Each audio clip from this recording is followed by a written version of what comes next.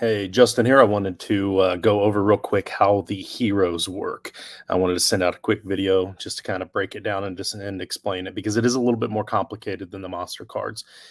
First off, please understand that heroes are not cards. Okay, they do not die at the end of the regular season. The heroes will be on your team throughout the course of the playoffs unless you drop them for whatever reason. I see no reason to drop them, but that's your prerogative. But anyhow, the way the heroes work, if your team starts off 0-2, traditionally in the past, you start off 0-2, you lose your top two draft picks or at least two really good players off of your team because your opponent can steal a player off of your starting lineup. And in the past, that's caused people to get frustrated and quit the league early. So we've tried to balance that out. Now, if you start off 0-2, you get a hero. And what'll happen is after week 2 on our main show, the flagship show on Tuesday nights, we are going to the very Tuesday after week 2, we will do a random wheel spinner, and any team that's 0-2 in each division will receive a hero.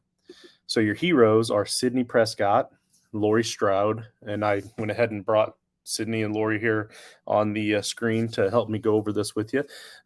We got Graham Hess from Signs, Ellen Ripley from Alien, Clarice Starling, of course, Silence of the Lambs, Bill Denbrough from It, and Ash Williams from The Evil Dead. Those are the 7 heroes that you could potentially get. Each one of them is worth a certain point value.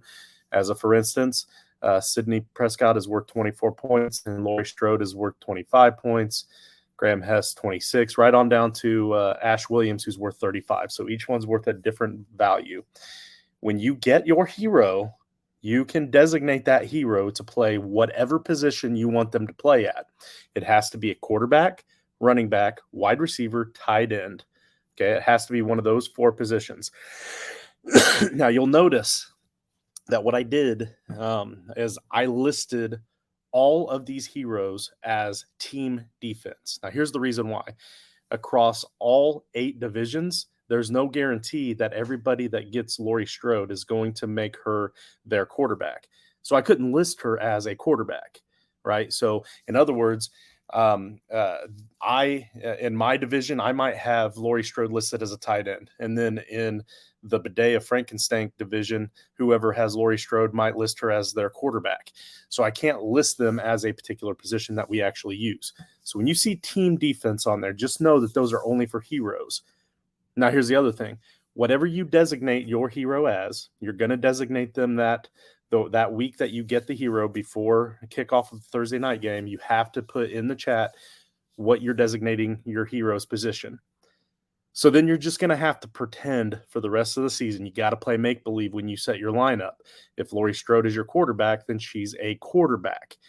Now, that being said, you could potentially just not start any other quarterbacks and only start Laurie Strode. On my fantasy league, it's going to look like you didn't even start a quarterback, but you started a team defense instead. But we all know that that is your quarterback. That team defense called Laurie Strode is your quarterback. All right. And that's the one required quarterback that you have to start. Then you still have your super flex that you could start whoever. So there is a little bit of pretend in this that you need to understand. And also, when you get your hero, you are going to have to drop somebody off of your roster to make the roster space, to make room for it. So, but we will communicate that with each of you individually after we do the random spin to see, who you want to drop. And then we'll add that player to that hero to your roster, and we'll drop the player that you want to drop. And then we'll have you go into the message board chat to type in who you designate to be your or what position you designate your hero to be.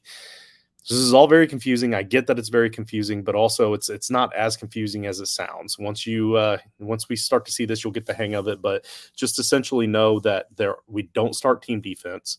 Your team defense is your hero, and your hero is whatever position you designated at. And then you just got to pretend when you set your lineup that that's the case. Now, another thing to remember, because of this, we have to be able to allow illegal lineups as according to my fantasy league's rules. But as a league, as the Frankenstank, you cannot start in illegal lineups. You need to know the roster limitations. You need to know what you can and cannot start. You have to start a quarterback. You know what? Let me pull up the rules so that I can. Yeah, here we go. You have to start a quarterback. You have to start 2 running backs. You have to start 3 wide receivers. You have to start 1 tight end. You have to start 2 flex, and you have to have a super flex. Okay, you have to know this stuff because being able to start a team defense now makes it so that we can't just not allow illegal lineups to be played, so that whenever you go to set your lineup, it'll tell you if it's illegal or not. Unfortunately, it's not going to tell you if it's illegal or not. But the rule is no illegal lineups. The penalty for that, you get 0 points for the week and an automatic loss, and then your opponent gets to steal anybody on your roster that they want to. Obviously, they cannot steal your hero, but other than that, anybody else is up for grabs. So just keep all of this stuff in mind, and please let us know in the divisional chats or the main Frankenstein chat if you have any questions, so that everybody can see the answers to these questions. Guys, we're having a great draft. Things are rolling smoothly. We've had very few reverts. You guys are killing it. You're absolutely killing it. Let us know if you have any questions.